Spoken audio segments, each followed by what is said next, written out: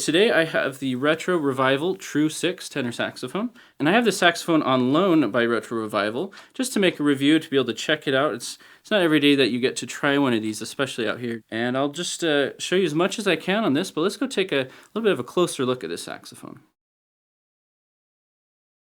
So this model is the Ken Beeson build, and unfortunately he passed away last year. It originally was a Weisenberg. Weisenberg is a factory in Taiwan. And this was one of their custom horns, and they modified it significantly through a bunch of different things. The first thing they did was change the brass. They sourced the material from Japan. I think it's made to better match the alloy of Mark 6s. I don't know any of those specifics, and I can't obviously confirm that. But basically, you start with this custom Weisenberg horn. They did all this sort of prototyping, moving tone holes around, retooling new parts, adding some aesthetic choices, kind of making it their own. You'd ship it to Ken Beeson, and you'd have this Retro Revival Tru-Six. So that's kind of the deal with this horn.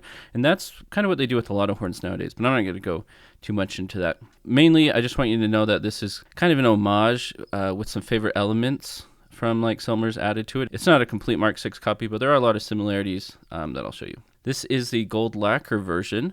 The gold lacquer is a very light color. It's not a heavy orange, and it might be a little bit darker here than in person. It's not quite champagne, but it is brass colored. I don't think they added any dye or anything into it. But I know that the main finish is more of a cognac lacquer, kind of that more root beer color. And you'll see that in some of the other models, so I don't know if there'll be too many more of these gold ones. So the first homage that we can see to a Mark 6 here is the laser engraved bell. Obviously, Selmer was stamped, but it's a similar logo placement. You've got similar lettering. It looks pretty good. But even more impressive, and probably one of the more impressive things of this saxophone, is the hand engraving on the bell. Now this goes from just the bell and it stops at the bow. So it's basically a copy of Joel's favorite American engraving, and it just appears on the bell. And I think it's really nice. You can see some close-up shots, very stunning. Obviously, hand engraving is always a nice touch on saxophones. There's really only a few companies that are truly doing it, and I think this one was hand engraved in China.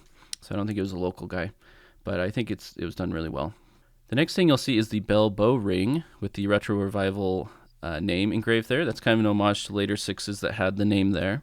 And of course we have the laser engraved scrolls. Now the original were stamped, so these ones are a little bit more 2D, but definitely inspired by that. On the back we have the pant guard, and obviously most saxophones have this. Those cutouts are an homage to Selmer, and of course the logo there. We see laser engraved on, just like a nice little touch. Obviously an aesthetic choice. With the Tru-Six, you get two choices of thumb rests, and then that both come with it. You get the metal and the plastic. We know the Mark 6 had both metal and plastic. I don't think it's an exact copy of the thumb rest, but I know that the placement of this thumb rest was moved. It's a little bit more in line with the index finger. You'll see this photo here. It's a little bit different placement. I didn't notice anything when I was playing it. For what it's worth, I think it was a comfortable placement. The serial numbers here also started at 55,000, and it matches on the neck and on the body. And if on Mark 6s, you get the serial number underneath the bell bow ring on the bell. And actually, that's how I got the serial number of a few stolen horns, because the other serials were like kind of cut out or rolled out so you couldn't see them, but there's one left over. So the circular bell brace is, of course, one of the iconic parts. You can see it from afar. It's one of the telltale signs of a Selmer, and obviously in this case, it's an homage to that. Looking at the right-hand pinky keys, you can see the low E flat and C have that rounded shape. They're kind of scooped up on the ends too, more like Mark 6 than the stock Weisenberg that was there. Of course, the side F sharp is circular rather than flat, like Mark 7 or later horns. And the side E key is also flat. We don't have that little catch that you see on a lot of modern horns. So I do like that they used green felt for the bumpers. Obviously green is the Selmer color. You get red for Yamaha and various other things. It's kind of a pet peeve when they switch those. Obviously not a huge deal, but green's pretty sweet. On the left hand, the high F key is a pearl, and that is like my Mark 6. It's like all Mark 6s. You don't have that teardrop, and some people like it, some people don't. Personally, I think I like it, but personally I'd put on the Oleg front F enhancer, though the new ones are a little bit different, and we'll get into that in another video. One of the really cool things here is the pearls are actually obviously real pearls, but they're cut concave. So I think they did a really good job switching those so that you have proper pearls in the proper shape. Now the spatula here is actually quite interesting. This is not stock, and it's something that you might overlook, but this part was completely retooled from top to bottom. There's new key work, there's new shapes. It's basically made to imitate the Mark VI spatula a little bit better. And you see in my playtest later on that it's definitely comfortable. It acts like my Mark VI. Retooling is really expensive, so to have a switch like that is pretty cool. So the side B flat and C have the loop arm connection like my early Mark VI, which is the best one in my opinion. You know, you can silence it. It's really reliable. Some of the older ones had that ball joint that would always get noisy, and for some reason some Yamahas copied it, and that was the worst when I owned a Yamaha. Now the strap thing is a really interesting thing because you wouldn't ever think about it, but balance is a really big issue. And a lot of Mark VI owners would take their strap rings and move them a little bit so that you get better balance. And I think that's what's been done here, is the strap ring is in the moved position because it matches my Mark VI position, and I know that mine was moved. And so it's a little bit more comfortable that way. And that knowledge really comes from just owning and playing a lot of different Mark VIs. You get a feel for, you know, that strap ring and where it should have been. There are two different screws that come with the Tru-Six. There's this more standard one, and then there's this more circular machined one. I think Bob Shepard had his hand in designing it. I'm not really big into the screws, but I know a lot of people are, and I've heard people that make differences with them, but I'm not quite at that level. So you get the option there. It's a little bit more ergonomic, to say the least. Now the neck is the Weisenberg design, and it's had some modifications to it, and they're mostly cosmetics. So the first thing we see is the tiny Selmer ring above the octave key. A nice little touch there. I think it adds some interest. The ferrule is another Mark VI homage. The cork doesn't go all the way to the end of the neck. You get this little metal piece that sticks out, and that's usually how I prefer. Some people will cork over that, but I like to do it like this. So there's also the neck badge with the Retro Revival name. You've got that circular globe, kind of a grid pattern like a Mark VI. And then, of course, the Mickey Mouse ears. That's actually the one thing that's not like a Mark VI. That's more like a summer balanced action. Some people call it the Pontiff's hat as well. But the Mark VI would just be more of a triangle or delta shape. So let's do some play testing with some different mouthpieces and compare it that way.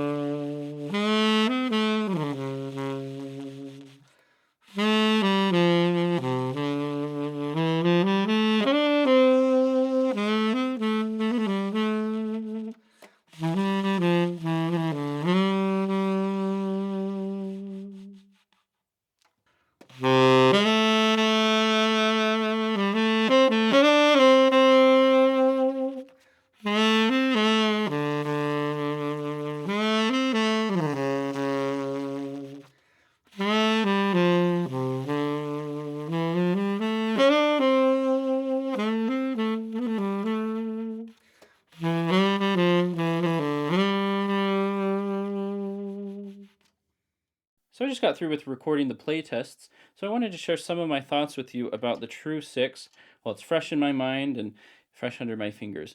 So one of the first things that I notice is the way that the keywork feels. Now this is kind of true with all new saxophones. They've got a really strong spring to them, and this one's no different than that. I also feel that on my Cannonball as well. The springs are pretty tight. And comparing that to the Mark Six, the springs are really more loose and soft, and in fact, some parts are a little too soft. I have to get those adjusted. But I think if you wanted this to feel like a broken in Mark Six or feel even closer, you could loosen the springs on that. You could do that yourself. Since they're new springs, they're probably not going to break on you. If you know what you're doing, you can use like the Voyager or a spring hook or something. Otherwise, you could take it to a technician, get that finely tuned. That's really a personal thing. Some people really like that springy action. But that's kind of the first thing that I felt. The second thing is that this is an overhaul by Ken Beeson, and I'm not super familiar with his work, but it does seem like it's really good work. For example, the neck tenon, when you unscrew that, it's a really tight fit, and that's what I really like. I kind of want a neck that fits in there, where I don't even have to screw it down if I don't want to. And usually when I screw it down, it's just to keep the screw from going away. I'm not really even trying to tighten it further. So that's a really nice neck fit. And that's not something you get on all new saxophones. The other thing I noticed is we've got that new neck strap in there. So you can see how it's just sitting here without any hands. It's a lot more comfortable feel. And actually my Mark 6 had its strap ring moved as well. So I think it's kind of in that same vein. That's one of those secrets that you learn, is to move it a little bit off center. I can show you that up close as well. But I think that's a really comfortable thing to do. Anyway, back to the overhaul. The pads are something that I feel especially. So I usually have a little bit softer pads. I'm not sure of the exacts on those because I got it with an overhaul by Bill Singer. And so that's on the East Coast. Now we're talking about a West Coast overhaul right here. And I feel kind of some hard pads, but they don't feel like as hard as root pads, but there's a little bit of a harder feel to that. So let me see if I can show you what that sounds like.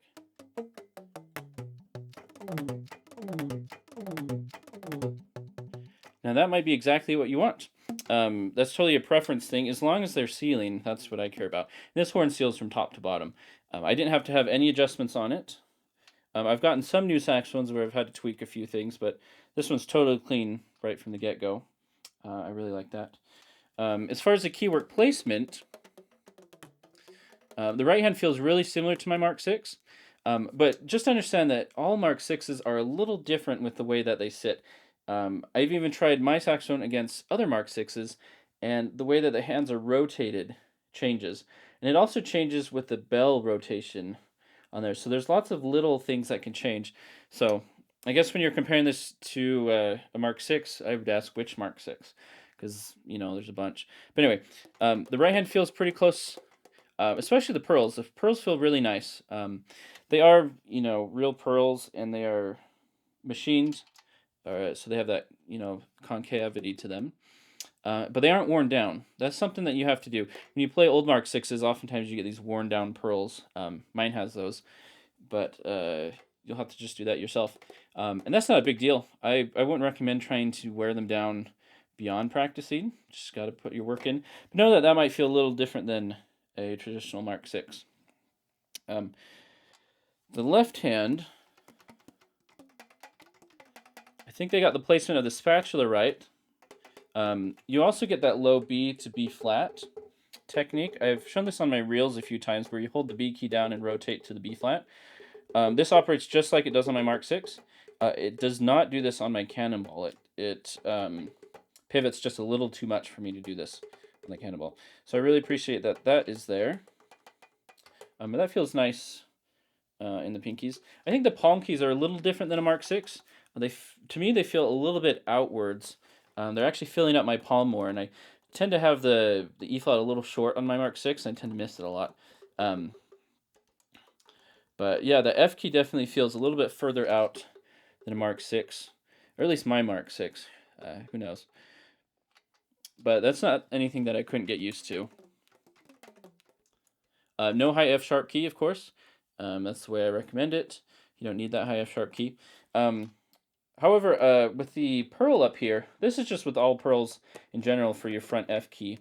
It's a little hard to play up to it. I mean, that's actually pretty nice right there. You can do that tilting motion. Um, and that's not anything about this saxophone. I would probably put on that Oleg adapter on the front like on my Mark 6. That's just how I like to play, so I can roll it better. That's actually not too bad if you can see that. You can get that little rolling motion there. I still got to figure a way to get that G, B flat, F a little bit nicer on that Wardell Gray solo. But the saxophone is definitely there to practice. The right hand, I think I've shown you, feels just like a Mark 6 with those side keys as well. I don't know enough about that side F sharp key. I don't use it enough. But my finger goes right to the middle of that pearl, so I think it's in the right spot.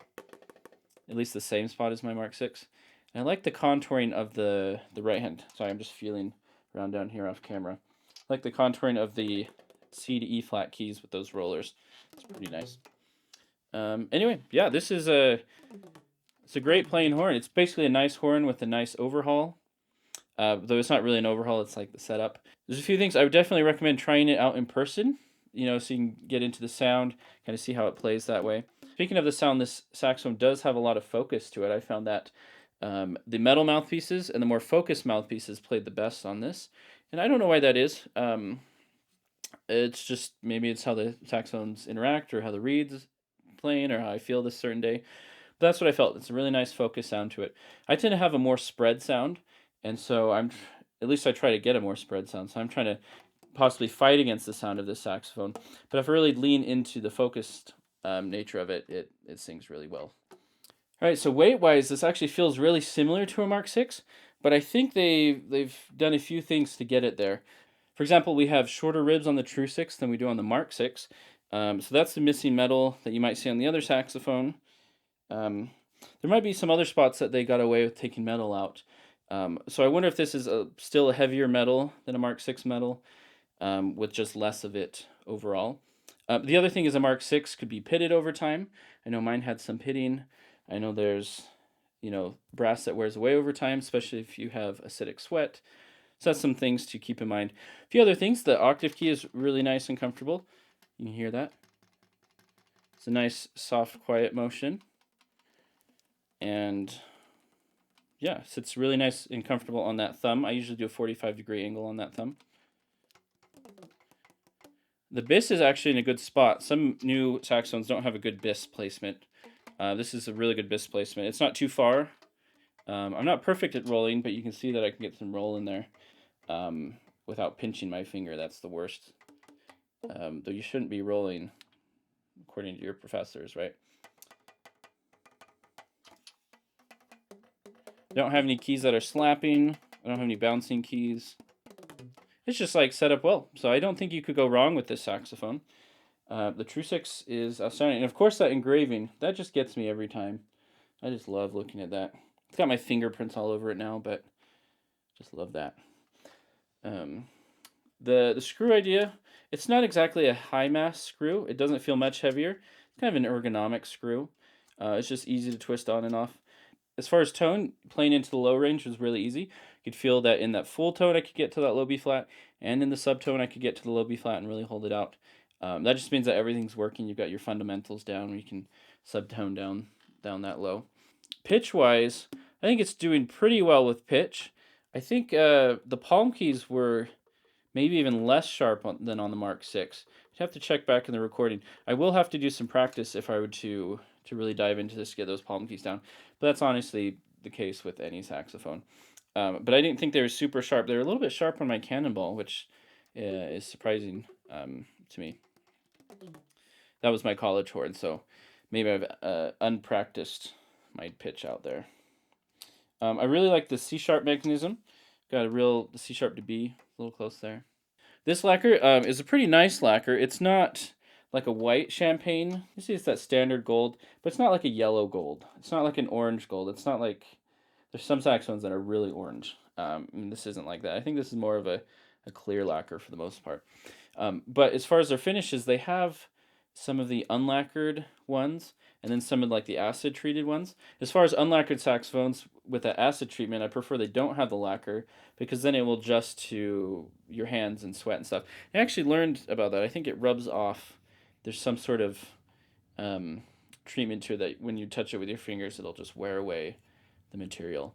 Now, I don't know if this is an entirely fresh recreation of a Mark VI from scratch, but I think they did a really good job starting from a base point, making some adjustments, and coming up with some tweaks in different designs to kind of make their own version of a Mark VI inspired saxophone.